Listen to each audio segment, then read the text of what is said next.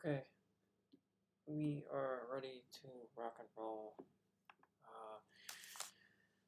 Read the risk disclaimer here, real quick, just for your own sanity. And I'm just gonna pull that away because I don't want to bore people to death with that, but I gotta show that just to protect myself. So I had mentioned last week, clean this chart up a little bit because I had a lot of stuff on it. But I mentioned last week that I would like to see this buy side get tagged. I went into the week starting off with a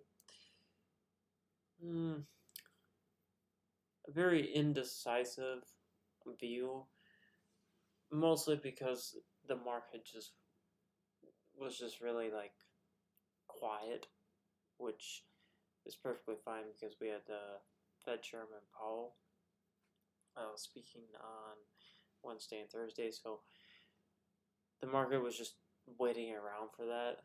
It's actually, let's see if I can find a browser here. Let's see. Forex Factory. Give me one moment. No, I will continue on. But I do believe that was keeping the market kind of in a consolidation at the beginning of the week. To be honest with you, it kind of caught me off guard a little bit. And what I mean by that is the market just took off on Monday with really no news, no really high impact news. And I didn't really like that. There was news on Monday with FOMC member, and that was about it. But when we get into Tuesday, you have a lot of them speaking, a lot of FOMC members speaking. And then you move into an orange folder here at 10 a.m. on Tuesday. This is not Forex Factory, I'm just reading over here. But then you get more of a higher impact news driver, which really didn't offer a big range day, which was perfectly fine. But we did get some movement. And if you look at the time of day, which I'm going to go over that, it's just really fascinating how that happens. And then the last 4 o'clock we had a high impact news driver too, but I don't think that would have done anything because it was at 4, the futures are closed. But on Wednesday, we had Powell speaking, it was a red folder. And then 2 p.m. Thursday, another red folder with Powell speaking. So your big moves this week was Monday, yesterday, and today. And then, oh yeah, I guess we had a red folder on, or not on, at 10 a.m. today we had a news folder. I didn't really see all that. Some of those I kind of missed. But basically what I'm trying to say is it felt like it had such an attitude. It just didn't really want to stay in one spot. And I'm not a super pro trader, so some of these things is like a learning experience for me. So therefore, I kind of went into the week and I was like, this is a little bit tricky. So the things that I noticed, once I get this buy side here illustrated. So I had mentioned last week that we may go up into this, and if we do not overtake this order block, then, or did I say that right? Yeah. So if we fail to overtake this order block, mean threshold here, Specifically, this one, I really want to see it go through the mean threshold of this one. And if that happens, then this down here that I was talking about last week is not going to be on my list. It's like a if-then statement. Like when you do computer programming, ICT has mentioned that. If this, then that. So if this goes through that, then it's going up here. It's not going to get there right away, but that's my then. Then I expect this to be traded to. And what I mean by that is this fair value gap right here. That one. That's where my attention goes after we get through this order block. So moving to the daily chart, I want to point out that we have a balanced price range right here, and we have a balanced price range right here. And this is probably one of my bigger struggles is, do we come back down in here? Now, in my head, I'm thinking that's probably not going to happen because we have this down close candle now. We have an order block. So I do believe that this is going to support price and act as a springboard to send us up in here. Because the NASDAQ has already shown a willingness to go up into this fair value gap on the NASDAQ. It's the same one here, just on the NASDAQ. So, with that being said, I do believe that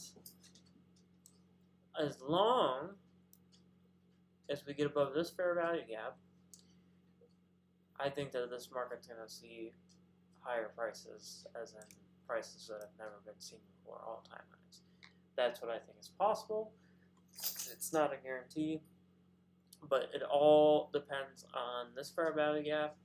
And if we can overtake it and get to the mean threshold of that weekly candlestick, which I'm not going to show you, but if we get through that, then I do believe that we're headed higher. But for now, I'm not going to try and pick that one out because it's just, you can get burned doing that.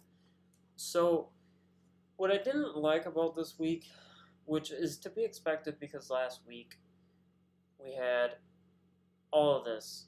Literally Monday, Tuesday, Wednesday, Thursday, Friday, and then Monday, Tuesday, Wednesday. We had just one end of the weekend, just really, really indecisiveness.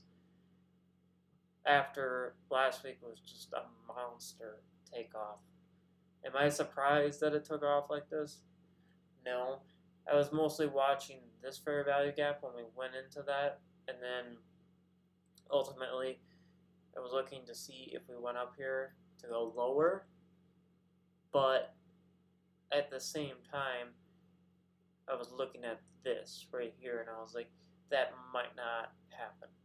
But the reason why I was looking at this is because we have a lot of displacement here, and this could be a return into basically above equilibrium to then go lower. But because of these, I don't think that would have been likely. So I wanted to see it go through this non-farm payroll. We ended up catapulting up there, and that gave me the confidence that we're probably going to go up into here. It does not, however, make me think that we're going to continue going higher. I need to see these premium arrays that we're reaching into, I need to see them violated. I need to see the market go through them to show its hand that it wants to go higher. So moving into this discount array, discount fair value gap on the daily chart, I was waiting for this to form. So this is Monday, really indecisive day. And then Tuesday, open up, had some SMT divergence to take out previous day's high, as well as Friday's high. And I think that we had SMT with the NASDAQ too, bearish SMT. I'm not going to get into that, but I think one of them went higher and one was weak and didn't go as high. I think the Dow was a little bit sluggish too. So ultimately, on this day, my eye just went right here. And I was like, okay, this right here is going to be the catalyst that gets us above here. If this fair value gap, if we can stay above it, then I'm thinking in my head we're probably going to go up here. Now, this candle, when it formed, everybody, including myself, I'm not going to lie, I was thinking maybe we might go lower. But at the same time, you also need to be thinking that if you get a down close candle, you might have an order block forming. That's the thing. Like if you see a down close candle forming and you expect the market to go higher, I personally think that you should watch out for a potential order block forming. So that, in my head, tells me that, okay, well, if you look at the NASDAQ, yesterday, I believe, you look at the highs and compare them, they were so smooth, it was like flat. So I was like thinking in my head, I just didn't see how they would just leave those intact. It was just way too clean. So that was the catalyst that sent us up there, and man, did it send us up there pretty high. I actually took a long rate near the high of this day just to catch a little tiny 5-handle move up in the consequent encroachment of this wick. And I think I exited just near that, just to get 5 handles. It ended up being a little bit more. It was like 6 handles. I think it was like $300. I think that's 6 handles. Yeah. Maybe it's 5 1/4. Actually, no, it doesn't matter. Who cares? So, what I was seeing as we were going down was this fair value gap, and I was watching right in here to see if maybe this was just all like manipulation to go lower to then go higher. And ultimately, I just wasn't really sure until I saw some SMT divergence between the NASDAQ. Then that made me think, okay, we're probably going to go higher. I'll show you that on a chart, but first I want to kind of walk through my thought process. So we were kind of hovering. What was this? Monday. So Monday, obviously, I expected Monday to just be like a dud, not really do anything because we had a big range a week up last week in the AM session. And sometimes Mondays in general, if there's really no big news, you can get a really indecisive day. That's how it works. So on Monday, I mean, you can still find a trade. I'm not super experienced with doing that, but you can anticipate Monday being a dud. So after Monday rolled around, 6 o'clock in the morning here, we get some movement. We actually have some news on the calendar, so we actually had some movement there, so that was a catalyst that sent us higher. And in my opinion, if we're thinking up here, these relatively equal highs right here, we're thinking the market's going to go up here. Well, if you do some digging in this price action, over here you're going to actually find some fair value gaps that the market just stops right dead in its tracks. And you can also anticipate a run above previous day's high too as well, which was right here for Friday. Monday failed to get above it. Tuesday went above it. That was your drawing liquidity. Beautiful run. And then we ended up breaking the high of the day around 2 o'clock and then retraced back into the range between this candlestick's low right here and this candlestick's high. So we just returned to a discount. And you have a order block right here. Both of these down close candles. I don't really like order blocks that are like that, but still an order block. And we also went just below that weekly fair value gap that I'm talking about right here in this pink reddish shaded area. Went right below that, and then we snapped right back up above it, which shouldn't surprise you. So kind of want to show you. I'm going to use the bar replay tool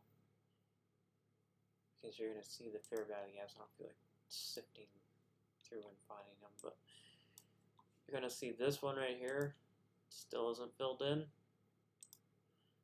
This one was just beautiful.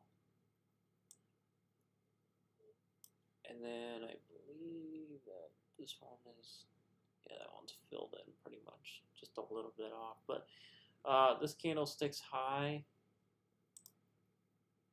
I'll annotate that for you.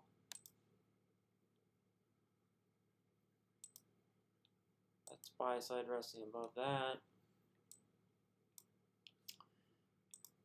And then, oops. Yeah, this bar replay mode.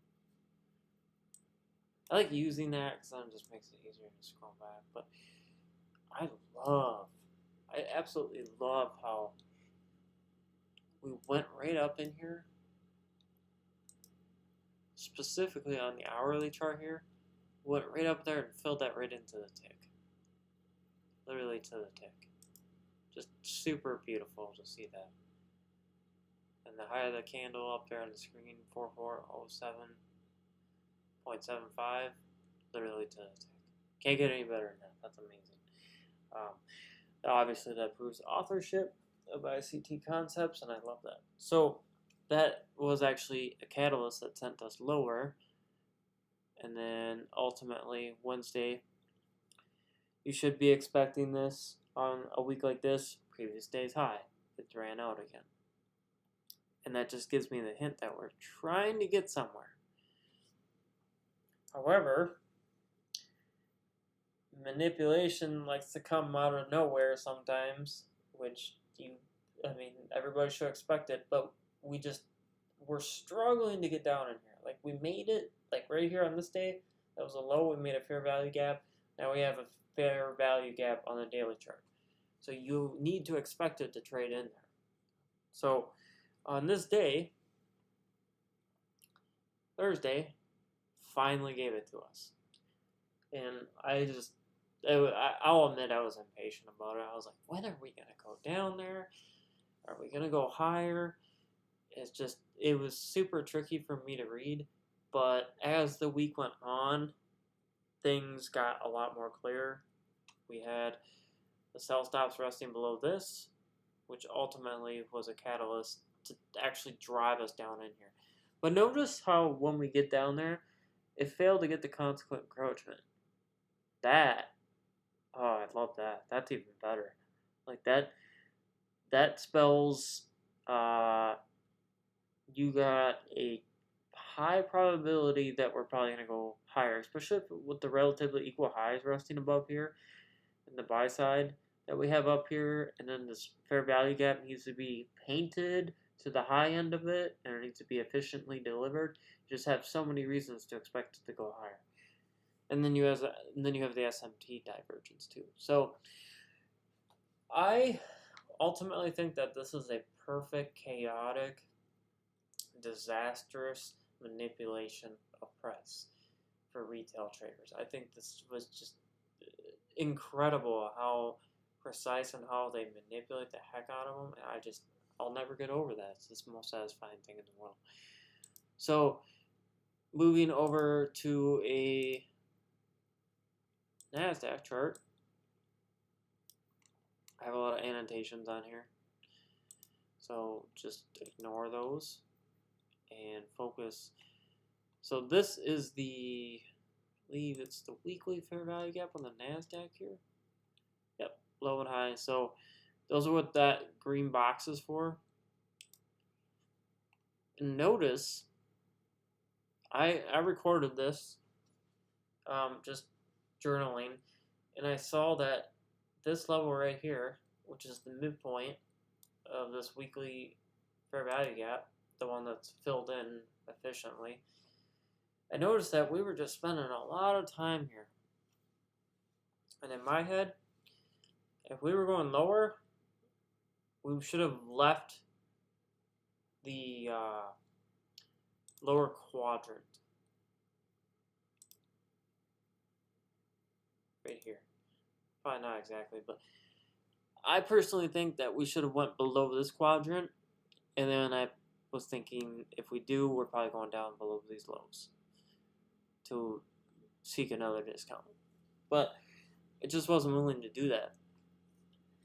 And then it actually ended up going back above the high end of it and reached above it. And that was more of a sign that we're probably going to go higher. I just need to see more information.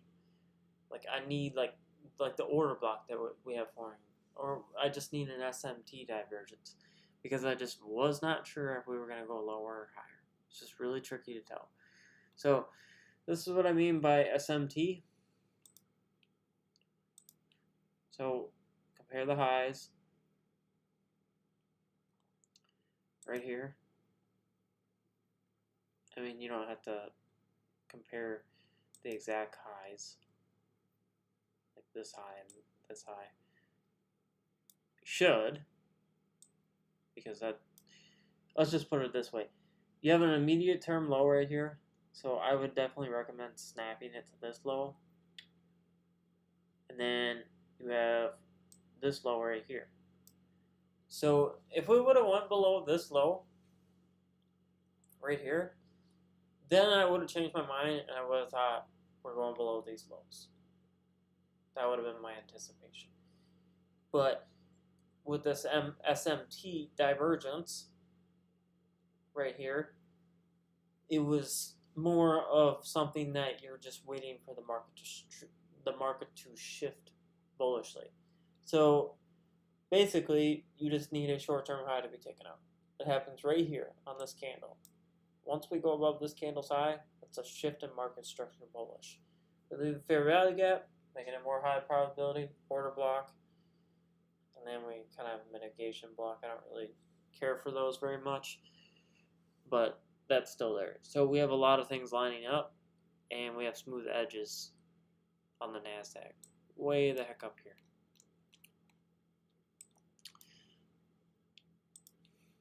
Now, Thursday made those edges even more smoother. So on Thursday, we have this high, and just comes really close to that high, but doesn't take it. It leaves these highs intact. So I was thinking in my head that we may draw up there. But what I wanted to see was this shift along with this SMT divergence.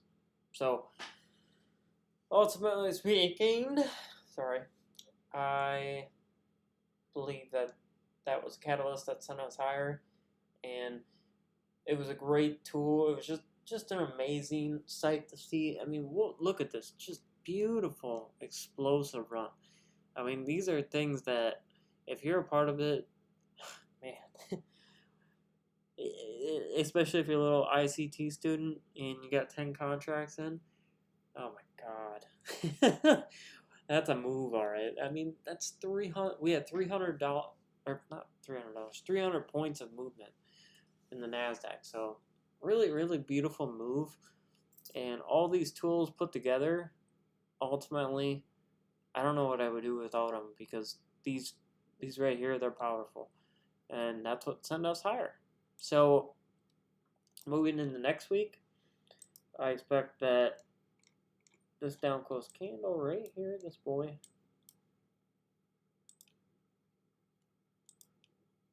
is going to be a support of price.